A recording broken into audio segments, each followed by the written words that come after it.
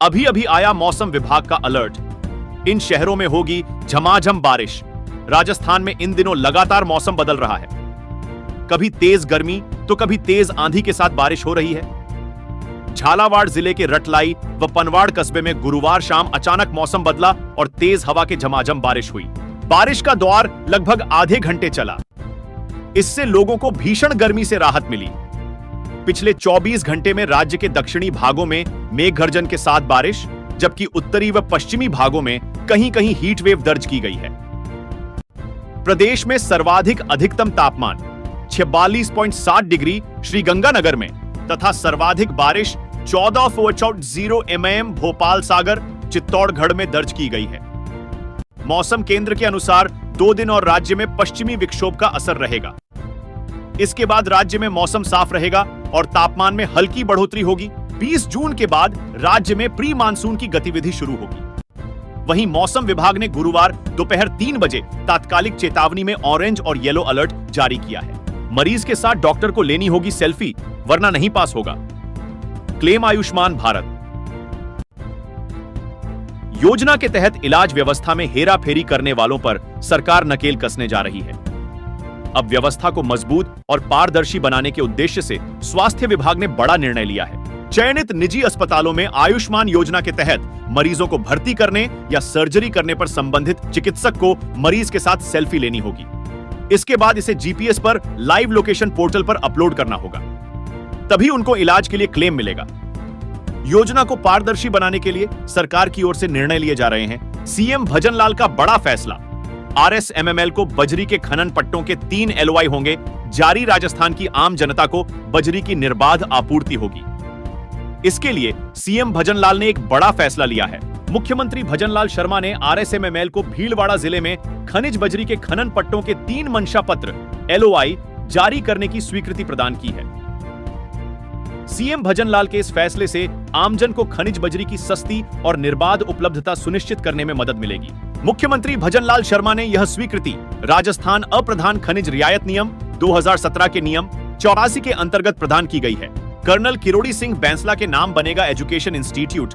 CM Bhajanlal Sharma ने की घोषणा राजस्थान के गंगापुर सिटी जिले के मुंडिया गांव में गुरुवार 13 जून को गुर्जर आरक्षण संघर्ष समिति के संयोजक रहे कर्नल किरोड़ी सिंह बैंसला की प्रतिमा का सीएम भजनलाल शर्मा ने अनावरण किया। इस दौरान सीएम भजनलाल ने कहा कि स्वर्णिम कर्नल किरोड़ी सिंह बैंसला ने अपना पूरा जीवन देश एवं समाज की सेवा में समर्पित किया।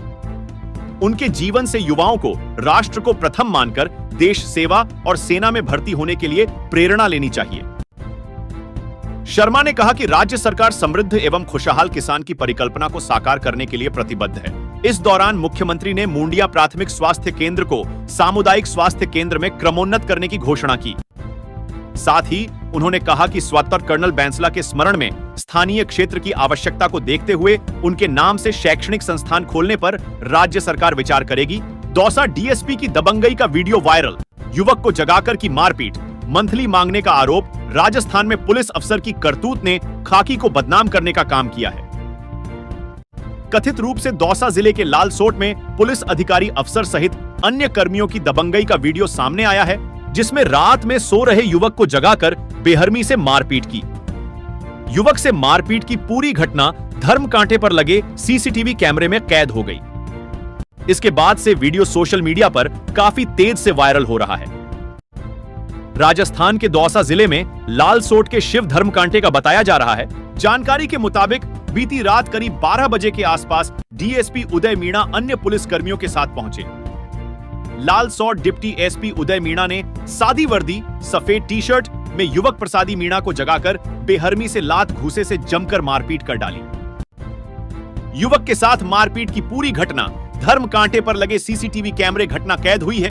राजस्थान में 17 नए जिले और 3 संभाग पर आया नया अपडेट। जाने प्रेमचंद बैरवा और टीका राम जूली ने क्या कहा। राजस्थान में अशोक गहलोत के कार्यकाल में 17 नए जिले और 3 संभाग का गठन किया गया था। राजस्थान में 17 नए जिले और 3 संभाग पर आया नया अपडेट। जाने प्रेमचंद बैरवा और टीका राम जूली ने क्या कहा। राजस्थान में अशोक गहलोत के कार्यकाल में 17 नए जिले और 3 संभाग का गठन किया गया था। इनमें जयपुर और जोधपुर में शहरी और ग्रामीण दो जिले बनाए गए। अब राजस्थान में भाजपा की नई सरकार के मुख्यमंत्री भजनलाल शर्मा के निर्देश पर 5 मंत्रियों की उप समिति गठित की गई। अब यह कमेटी जिलों और संभागों के गठन की समीक्षा करेगी।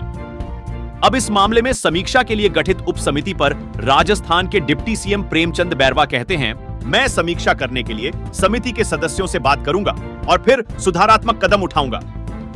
पिछली सरकार बिना समीक्षा के कई फैसले लिए हैं। इस मामले में राजस्थान के नेता प्रतिपक्ष टीकाराम जूली ने भजनलाल सरकार पर निशाना साधते हुए कहा कि जब से यह सरकार बनी है, उनका पूरा ध्यान पिछली सरकार के कार्यों की समीक्षा करने पर ही लगा हुआ है।